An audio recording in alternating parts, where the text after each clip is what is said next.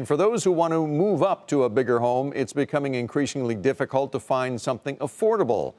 But there's one strategy that's becoming more and more popular. Olick tells us what it is.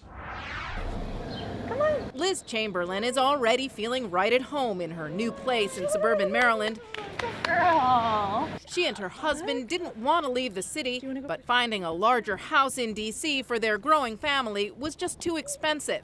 Even this home was a challenge. We bid on 4 houses, and 2 of them went kind of crazy into crazy bidding wars. In order to afford the bigger home, they needed to rent out the home they already owned in an increasingly trendy neighborhood on Capitol Hill. We ran the numbers. I literally made a spreadsheet and ran all the different options. Like, we stay in DC, we rent out, we sell our house in DC, all the different options. And it made the most financial sense for us to keep our house in DC, rent it out, and buy here. Home prices hit yet another record high in June, according to the National Association of Realtors, and the supply of homes for sale continues to hover near record lows.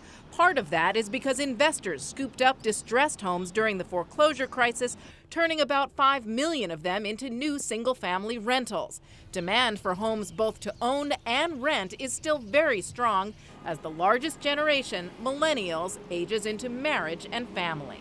Of course, not everyone can afford a down payment on a second home, but there are low down payment options.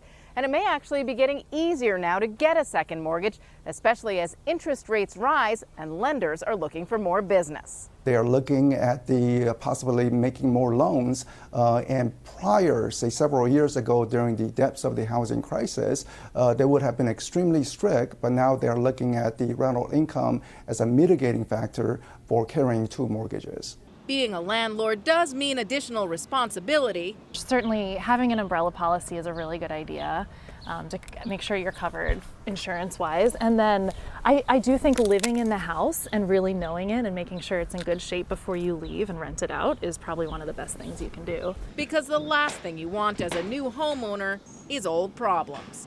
For Nightly Business Report, I'm Olick in Washington.